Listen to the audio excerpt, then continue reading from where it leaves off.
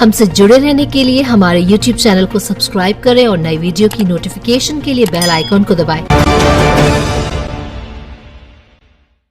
Media कार्यशाला का आयोजन कर हाथी पांव से बचाव को सभी को सर्वजन दवा सेवन करना है जरूरी।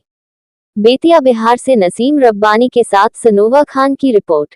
बेतिया फाइलेरिया उन्मूलन कार्यक्रम के अंतर्गत बेतिया प्राथमिक स्वास्थ्य केंद्र राजदेवरी में CFAR centre for advocacy and research संस्था के सहयोग से मीडिया कार्यशाला का आयोजन अपर मुख्य चिकित्सा पदाधिकारी डॉक्टर रमेश चंद्रा की अध्यक्षता में आयोजित की गई।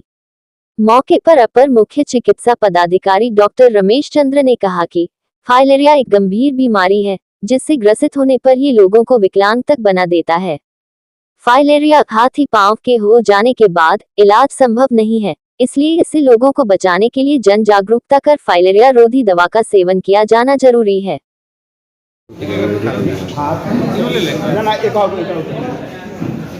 आशा समन्वयक डीसीएम सर वोट देना पानी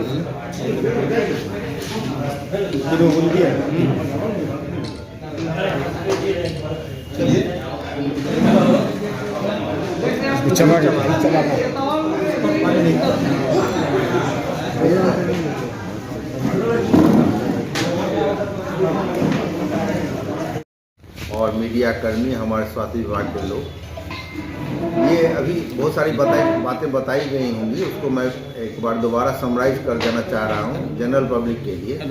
आप लोगों के दिमाग में ये बात आती होगी कि हर एक साल जो है यह सर्वजन दवा सेवन का कार्यक्रम एमडीए प्रोग्राम क्यों चलाया जाता है। तो इसमें मूलभूत बात यह है कि हमारे पूरे समाज में फाइलेरिया के रोगी हैं जिनके शरीर में फाइलेरिया का कृमि जो है मौजूद है।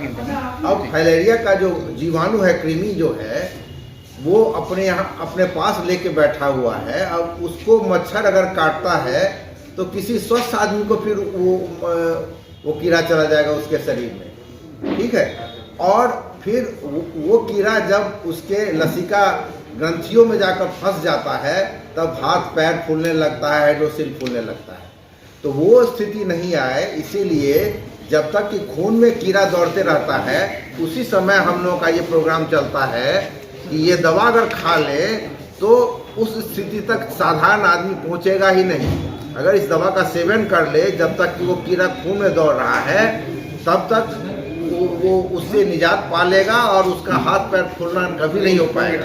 लेकिन वही अगर समय पर दवा उसने नहीं खाया तो वो उसको उस स्थिति से गुजरना पड़ेगा जो आप लोग देखते होंगे, पैर बहुत फूल गया, हाथी पांव जिसको बोलते हैं, हाइड्रोसिल बहुत बड़ा हो गया, कभी कभी हाथ भी फूल जाता है, कभी कभी ब्रेस्ट में भी हो जाता है। तो ये बातें नहीं हो, इसी को रोकने के लिए हम लोग हर एक आदमी को ये दवा खाने के लिए बोल रहे हैं। कभी भी इस दवा को रखें नहीं, हमारे स्वास्थ्यकर्ता से लेकर के उसके सामने में खाएं। यही हम लोग की तरफ से आपके सभी लोगों को संदेश गया है, ताकि उनके साथ भी वही चीज़ नहीं हो जो कुछ लोगों के साथ हो गया।